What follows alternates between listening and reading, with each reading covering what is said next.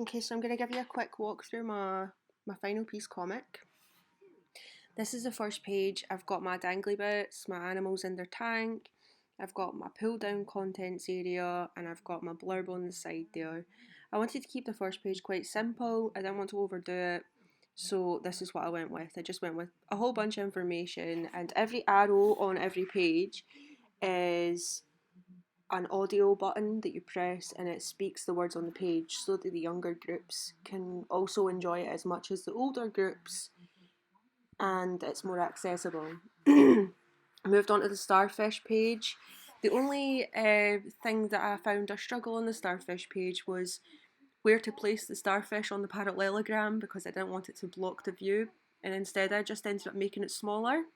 So I moved on to my jellyfish page and I found that, it was really cool that the jellyfish could move across the page with a parallelogram. All the drawings were relatively exciting to draw. When I moved on to my squid, on the pop-up, I used the squid that I had already drawn. And I like the way it moves across the page. This is my octopus page, and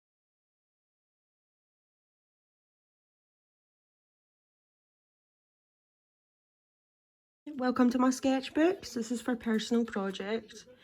So page one, we have my initial idea was to make a comic book, so I decided I wanted to do Squid straight away, and that was one of my main focuses. And then I wanted to do Coral, but I ended up ditching that in the end. So to start with, I did a little study here of tentacles that are jellyfish tentacles, and this space was for annotations just to say what products I'd used. So for this I used Posca pens and watercolours, and I used that on all the little bits. So this is another study from a jellyfish as well. This is like the main body before tentacles, and this is a close-up on the tentacles. I moved on and I moved to coral, and I wanted to do a close-up on coral because coral is a really organic shape, and I was unsure that I would be able to make that kind of organic shape, so I wanted to get a good practice in first. These are close-ups of the body of coral.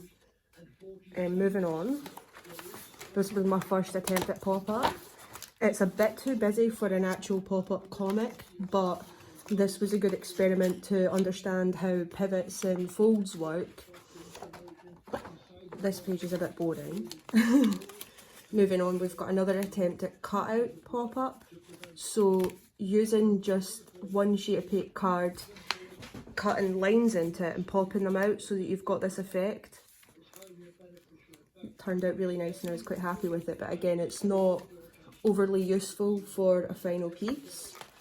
So moving on to this side here, I wanted to do this, and I thought that this would be a good idea for coral because coral is an organic shape, and I was struggling to be able to draw the shape as fluently as I wanted to. So I thought crunched paper, pop it on some layers, and that would be a good idea. But again, it's just too thick for a final piece, so that idea had to be ditched. This was an initial idea here for pop-up speech bubbles. It's a bit too busy, but I was quite happy with this section of that. It was just another idea, but it was an unuseful one at the time. This is my first attempt at drawing an octopus, and this one in the image that I was drawing from was kind of iridescent and see-through, so I wanted to get the blue of the water through them, and I feel like I got that. This was an attempt at coral that I just abandoned, and a jellyfish. These are my pop-up studies. So I started off learning the basics of V-folding, and the V-folds have come with annotations just kind of saying how that went, what date it was done on, how long it took to go, and if it worked. And we've got a parallelogram and a moving section arm here, and this one went better, but it's not perfect, but it was a good practice. I thought this would be a nice idea for a pop-up tank because it's kind of just the shape of a tank, but it's not firm enough for children to play with. This is a parallelogram gone wrong. This is another attempt here, and I thought this would be a good idea for like pop out under creatures that are in snake shape, but it's again just too busy, and I wanted to focus mostly on the comic book part of the pop-up comic that I was making. So moving on here, I wanted to do a carousel pop-up. So we've got layer 1 with a V-fold, then we've got a fan V-fold, and then just a cut-out section, and when it's spread out it goes right round. So a carousel makes it go 360, and you've got a full view all the way around.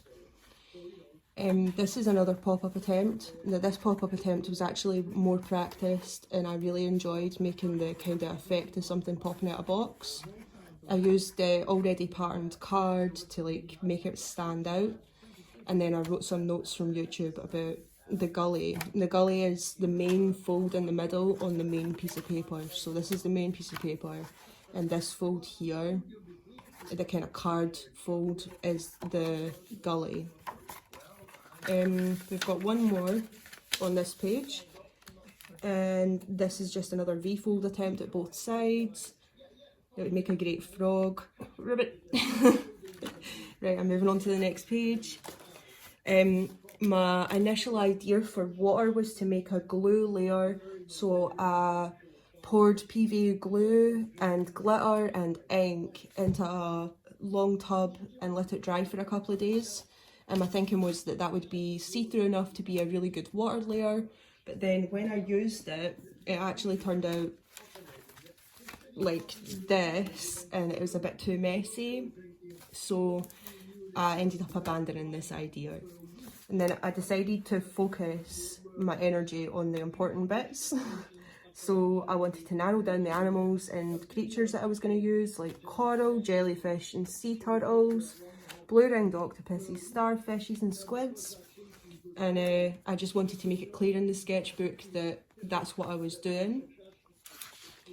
So I wanted to go do my research about jellyfish and all the animals. So I have uploaded all these images so that they're readable in my sway. I'll not spend too much time on this, but some squids. I just wanted to get initial drawings in so that I would have like a reference point. I spent a lot of time learning about coral, and then eventually got to a stage where I could confidently-ish draw coral. But that took me a bit.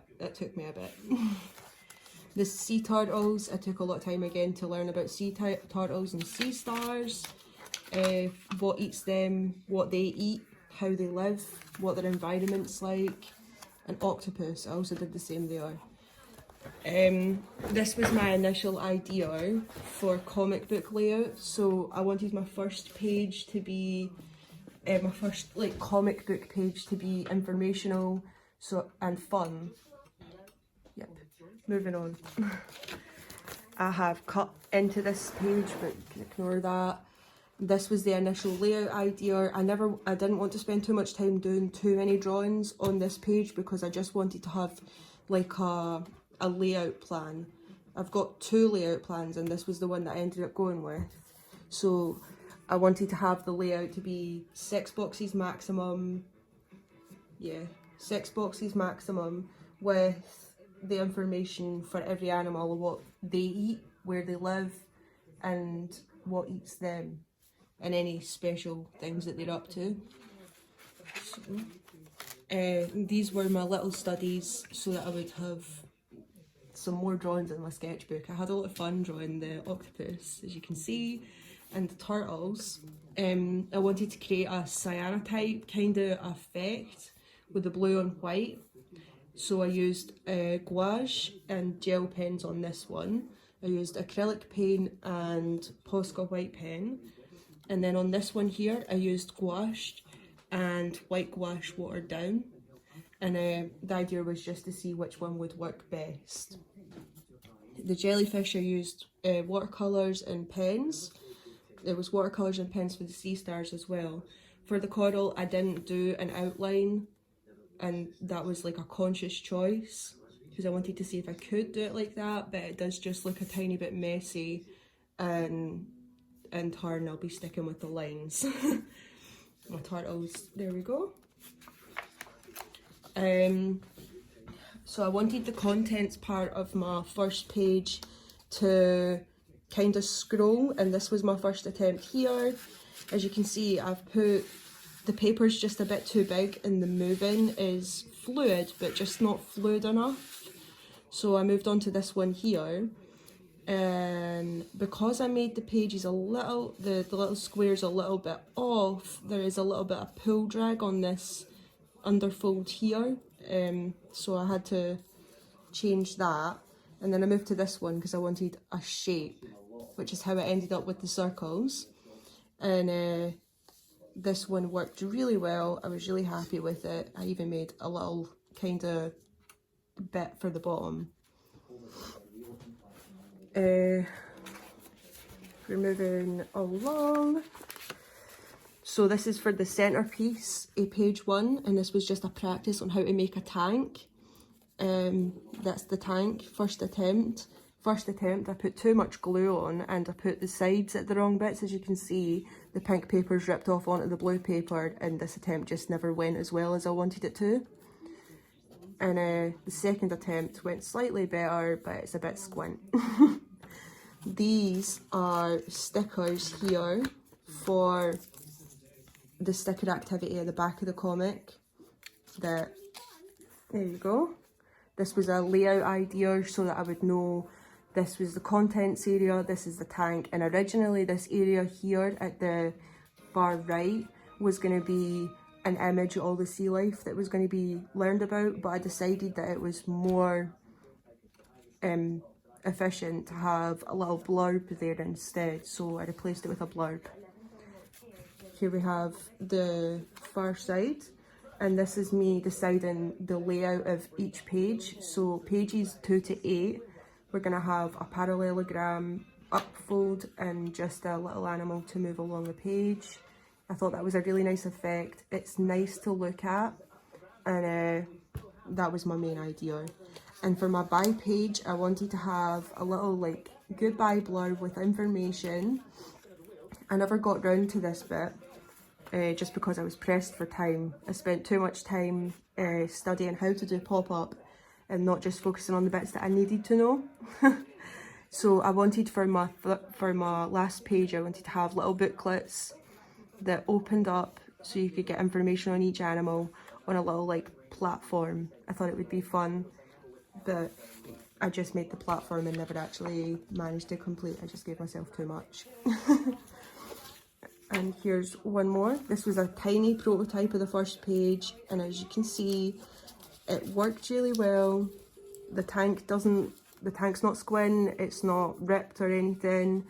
The contents area moves fluently. I'm quite happy with this.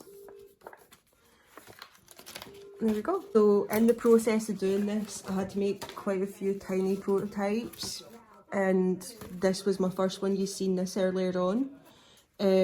What I did to make this prototype was I used the glue sheets that I was talking about earlier to make the water, and then I used sticker sheets to kind of try and cover the effect because I felt it was too messy. So I ended up abandoning this front cover because it just felt like a really terrible idea.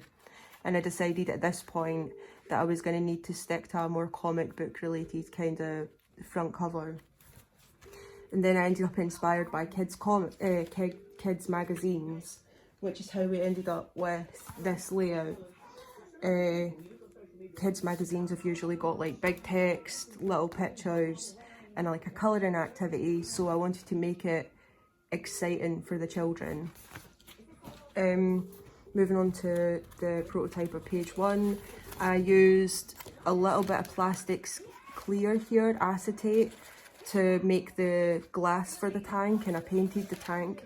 This took me a little bit longer than I wanted it to take me at the time, and it was mostly just because I wasn't sure how to use acetate and how to make it stick properly. My main issue was I was using a Pritt stick, and I should have been using double-sided sticky tape. So when I went on to my final piece, I did use double-sided sticky tape, and it worked so much better. The original idea was to have a little first page pop-up with dangly bits and as you can see, my prototype of that went quite well, even if the page is a bit messy. I wanted to move on to my first page, and my first attempt was actually a coral page. My coral page was all laid out. I wanted to have all the information and a like painting of coral on the pop-up. But when I did this, I realised that not only was my comic too small, because it's about A5 size, and it's too much information to cram into such a small space, I realised that this wasn't as child friendly for the group, the age group that I'm making this comic for. So I decided to make the A4 comic instead, and then kind of simplify on the actual comic area, so there'd be less words and it'd be more understandable. I moved on to the Jellyfish pop-up again. I did the same kind of pop-up on this one here, and I did my little layout. I was going to do an organs kind of exploring on Jellyfish, but again it's just maybe a bit too much for the age group that I'm making this for, so I decided just to leave that. And green sea turtles, I just made the pop-up for that one. With this type of pop-up, I found that it was less efficient, so I did a couple of practices on the parallelogram, and then I just put that in my final piece instead. There you go. And then this was my prototype for the final piece, pop-up layouts. So there's no comic stuff in here at all, it's just the pop-up that I'm worried about. So I've left page 1 because I'd already pretty much mastered the tank at this point. And then I again stuck with this pop-up here, but after doing this prototype I realised how much space it was going to take up, and it was going to block the view of this section of the page, and I didn't want that. So I did it again, I just went straight to parallelograms and used that instead. I hope you've enjoyed this, and thank you very much for listening to me.